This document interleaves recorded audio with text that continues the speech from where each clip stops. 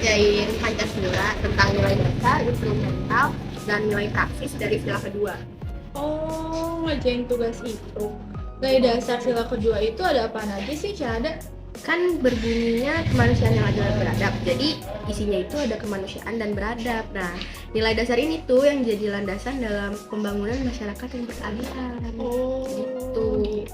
Kalau nilai instrumental kedua itu apa aja sih, Dak? Nah, nilai instrumental itu ada dua, ada instrumental tidak tertulis dan juga ada yang tertulis. Nah, contoh dari yang tidak tertulis itu ada norma sosial. Nah, terus kalau yang tertulis itu ada UUD 1945. Pasal-pasalnya tuh ada 28D ayat 1, 28J ayat 1, dan 28D ayat 2. Panjang juga ya penjelasannya. Benar-benar. Nah, kalau buat nilai praksisnya itu ada apa aja? Nah, kalau nilai praksisnya ini, itu tuh penerapan atau perwujudan dari nilai-nilai Pancasila dalam kehidupan bermasyarakat. Nah, ada di pasal 28D ayat 1, terus ada di 28J ayat 1, gitu. Oh, gitu. Halo guys, Hai. jadi ngapain nih? Ini lagi ngomongin tugas Pancasila kemarin. Oh, yang nilai dasar nilai prinsip itu ya? Iya, benar banget. Nah, menurut kalian kasus ini gimana ya? Saya ingin mengetahui, saudara, bagaimana proses pendaftaran dan kemudian berobat dan mendapatkan obat dari proses BPJS Kesehatan ini. Video yang memperlihatkan 3 orang yang diduga tenaga kesehatan memperagakan aksi mereka saat akan melayani pasien viral di media sosial. Seorang pasien yang menjalani perawatan di Rumah Sakit Umum Saweri Gading, Kota Palopo, Sulawesi Selatan mengaku kecewa dengan pelayanan rumah sakit. Menurut kalian gimana ya? Kalau menurut gue sih ya, tindakan tenaga kesehatan yang ngebedain perlakuan terhadap pasien BPJS Kesehatan sama pasien umum tuh sangat beralasan ya. Praktek kayak gitu tuh nggak etis dan juga melanggar prinsip-prinsip kesetaraan dalam akses terhadap pelayanan kesehatan.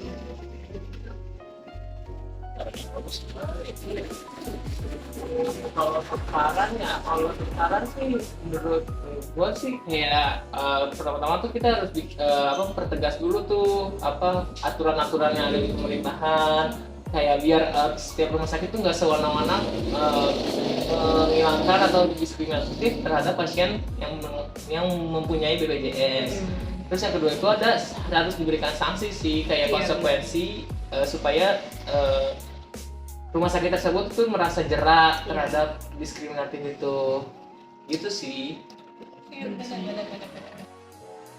Kalian tahu nggak sih guys, berita tentang aksi OPM nyerang Polsek Pamoyo hingga bakar SD negeri di Papua? Saudara, seorang dan Ramil di Paniai, Papua Tengah gugur ditembak anggota organisasi Papua Merdeka. Korban ditembak mati saat mengendarai sepeda motor. Organisasi Papua Merdeka atau OPM melancarkan serangan ke Polsek Homeo, Papua Tengah pada Selasa 30 April 2024 pukul 7.40 waktu Indonesia Timur. Prajurit Satgas Yonif 527 baik ditembaki Tentara Pembebasan Nasional Papua Barat Organisasi Papua Merdeka, TPNPB OPM.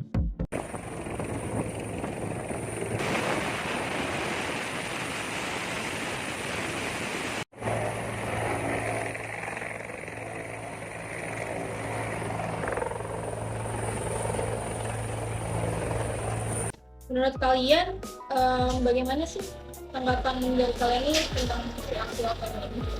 Kalau dari gue ya, ini tuh tindakan yang merugikan dan nggak bisa dibenerin sama sekali.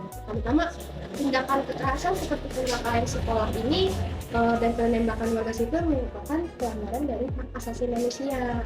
Ini tuh masalah serius, tapi ini juga mengancam keamanan dan keselamatan masyarakat sekitar.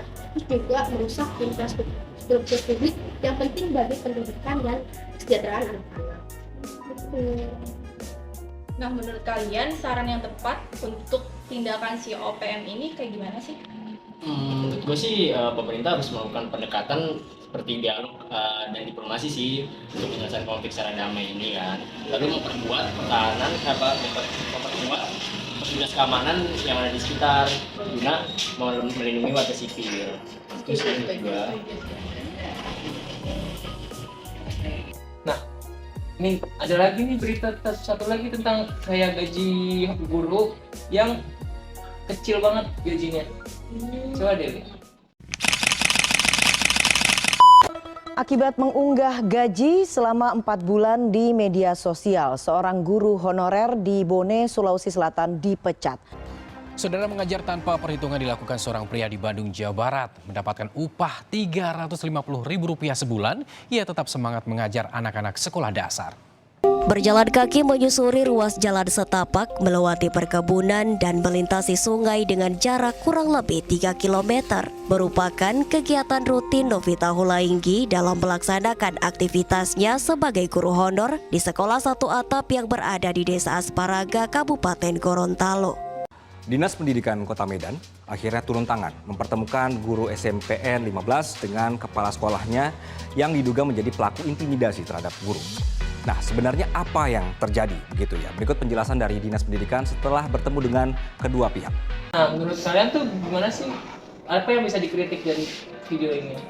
Kondisi ini bukan hanya merugikan para pahlawan tanpa tanda jasa ini ya, tapi juga melanggar hak asasi manusia mereka yang dijamin oleh Pasal 28D Ayat 2 Undang-Undang Dasar 1945. Pelanggaran hak asasi manusia ini berdampak negatif pada kualitas pendidikan dan masa depan bangsa. Terus kira-kira saran yang sesuai apa ya?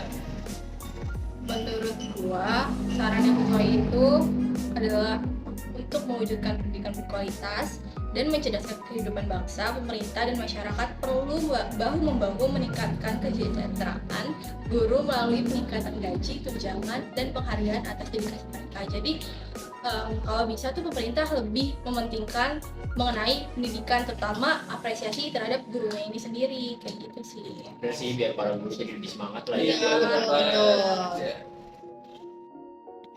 Udah yuk, bahas tugasnya capek nih. Kita ke kantin aja kali ya? Iya.